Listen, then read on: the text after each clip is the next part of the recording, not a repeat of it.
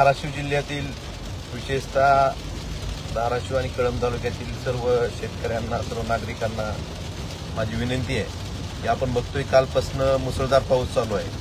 अजूनही पाऊस थांबायचं नाव घेत नाही.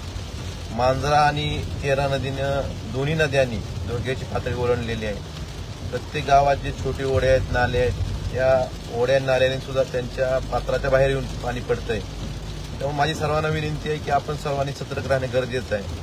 जे नदीकाठची घरं आहेत, जनावरांची कोटे आहेत, या सर्व नागरिकांना, शेतकऱ्यांना विनंती आहे की आपण नदीकाठी न थांबता आपण कुठेतरी वरच्या बाजूला जाऊन थांबावं, मुक्काम करावं. कारण अजून पाऊस थांबलेला नाही, अजून पाऊस वाढतच जातोय.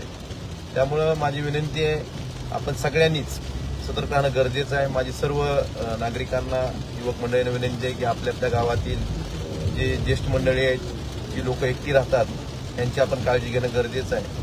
छोट्या नाल्यावरनं जे छोटे छोटे पूल आहेत, त्या पुलावरनं पाणी जातंय. कुणीही धाडस करू नका, कुणीही पाण्यात उतरायचा प्रयत्न करू नका. कारण हा पाण्याचा प्रवाह एवढ्या मोठ्या प्रमाणात आहे की आपल्या जीवाला धोका होऊ शकतो. आपली जे जनावरं गोठ्यात बांधलेली असतील तर त्यांना मोकळं करा, त्यामुळे ते पाणी आलं तरी ते निघू शकतात.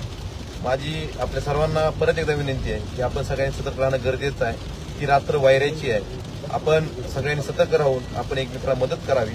आणि सगळ्यांना सांगणं आहे माझं की आमचे स्थानिक शिवसैनिक असतील, स्थानिक नागरिक असतील, आणि कुणालाही काही अडचण आल्यास आमच्याशी थेट संपर्क राहावा. आम्ही सगळ्यांना कुठेही अडचण, तहसीलदारांना सूचना दिल्या आहेत, जिल्हाधिकाऱ्यांना सूचना दिलेल्या आहेत, प्रशासनही सतर्कतेवर आहे.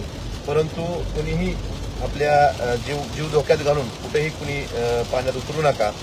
जे नदीकाठचे, नाल्याकाठची घरं आहेत, त्या लोकांनी सुरक्षित स्थळी त्यांनी स्थलांतरित व्हावं एवढीच विनंती करतो. आणि सगळ्यांना परत एकदा सगळ्यांनी आपली आणि आपल्या सर्व पशुधनाची काळजी घ्यावी एवढीच विनंती करतो.